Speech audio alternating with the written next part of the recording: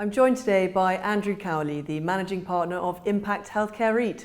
Andrew, great to have you with us. Thank you. Andrew, another strong set of results. Can you talk us through your key highlights for 2023? We're very pleased with our results for 2023. The full details in our annual report, which is available on our website. I'd just like to draw your attention to three highlights. So first is our dividend. We paid a dividend of 6.77p in 2023. That's the fifth year in a row we've increased the dividend. Our dividend policy is to deliver a progressive dividend covered by earnings. Last year's dividend was 123% covered by our EPRA earnings per share and 108% covered by our adjusted cash earnings per share. We've announced our target dividend for this year is 6.95p, up 3% on last year. The second was the growth in our underlying rent roll, which underpins those earnings. It grew 13% last year, up from £43 million in 2022 to £49 million in 2023. That growth was in turn driven by one portfolio acquisition we made during the year and inflation linkages in our leases. 100% of our leases are inflation linked. Third and final point is recovery in value of our portfolio. It took a hit during 2022 as interest rates rose. Our NAV per share at the beginning of 22 was 112p a share. It was 111p at the end of that year. As our rents grew and the valuer kept our yield broadly flat during 23, we recovered value. So by the end of 2023, our NAV per share had recovered to 115 pence a share. If you add that NAV growth to the dividends we paid during the year, our total accounting return was 11%, comfortably ahead of our target of 9%. So how did higher inflation affect your business in 2023? I've already mentioned that 100% of our leases are inflation linked, but we've built a number of layers of inflation protection into our business. The most fundamental one is what our tenants do.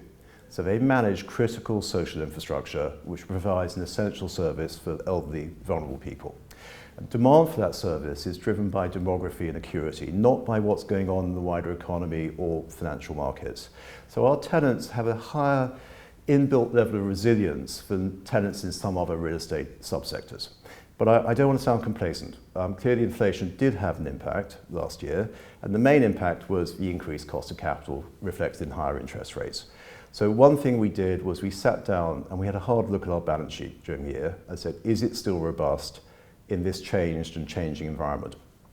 Our loan to value ratio at the end of the year was 28%, which is lower than most other listed REITs in the London market. And at that level, our rent collection would have declined by 40%, over 40% to just over 50% of the rent being collected before we broke an interest recovery ratio banking covenant. Another thing we did last year is we increased our level of hedging. So today, 95% of our drawn debt is hedged, and the average cost of that debt is 4.6%, which compares to the average yield on our property portfolio, which is just under 7%. So compared to REITs which invest in lower yielding forms of property, we still have a margin of safety, the difference between our property yield and the cost of our debt. For one clear negative caused by increasing interest rates, higher cost of capital last year, is the impact it had on our share price. REITs are interest rate sensitive stocks, and we were not alone in this.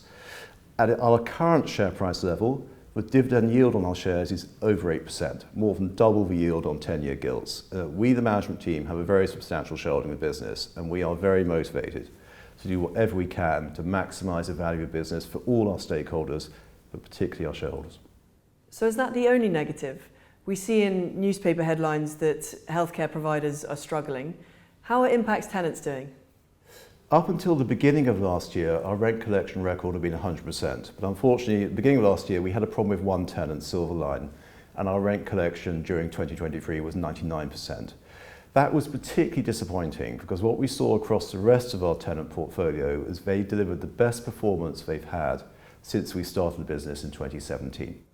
So three fundamentals drive the financial performance of the care provider. The first is their occupancy. The second, the fees they charge for the care they provide. And the third, staffing, their staffing costs, because staffing is by far their biggest cost. What we saw during last year, during 2023, was occupancy continuing to recover from its COVID lows. Today it's 89%, just around a point lower than it was before the pandemic. Our tenants were successful at passing through the cost increases they were experiencing last year. Their fees on average rose by 13%. They're also successful in managing the biggest problem they had in 2022, which was staffing. They saw a spike in the use of temporary agency staff that year, and they were all successful at bringing that back down to normal levels during the course of 2023. So what all this translates into is rent cover. Our rent cover across our portfolio between 2017 and 2022 averaged around 1.8 times. In 2023, it was comfortably above 2 times. Now, Andrew, you often refer to rent cover in your reporting, and it might not be a metric that many people are familiar with. What is it and why is it important? We receive a huge amount of data from our tenants, both financial and operational. But if you said to us, you only allow one KPI, you only allow one piece of data, we would ask for rent cover. So first, what is it? It's a way of looking at the pre-tax, pre-rent profitability of each home divided by the rent owed to us on that home. So why is that interesting? Why does that matter? First, it tells us about the sustainability of our rents. Will we collect those rents during the long life of our leases? But if you look at it the other way around, from a tenant's point of view, it tells you about the affordability of those rents. So typically, our tenants are paying us between 10 and 15% of revenues in rent. They typically spend over half their revenues on staff. That's by far their biggest cost. So I'd like to, if I may, just give a more sort of tangible example of why it matters. At the beginning of this year, I went up to see one of our tenants based in Derbyshire. And we talked about the COVID years, 2021. And they said those years were all about reliability, demonstrating to your staff, your residents, the family residents, you were a reliable provider of good quality care. Then in 22-23, it had to change. The emphasis had to change to cost control. It's all about managing costs. I asked them, what about 24 and 25? And their answer was really interesting. They said investment. So I asked them investment in what? And they said, right, we need to invest in better modern digital systems and processes to improve care quality, consistency, transparency. We need to invest in staff. We need to recruit. We need to train, offer career development. You can only think like that and make those kind of investments if you're managing a financially sustainable, successful business, which they are. That tenant's rent cover has always been above 2 times. So what does the future hold for your business? Well, none of us can predict the future. We didn't know in 2019 a major pandemic was coming. We didn't know in 2021 a major war in Europe was coming. The future will always be surprising. We have to be prepared for those surprises to be mostly unpleasant. But what we do know about our business is the strength of its underlying fundamentals. So we know for sure that the population is aging rapidly. Unfortunately, as the population ages, it's not necessarily getting healthier, and acuity is rising, particularly amongst the most elderly. So there will be demand, and growing demand, for the essential service our tenants don't just provide, they do well. They provide good quality care. So I don't want to belabor the point about rent cover too much, but just coming back to it briefly, the other thing we know is there will be problems in the future, but our tenants are facing those problems in the best shape they've been since we started this company.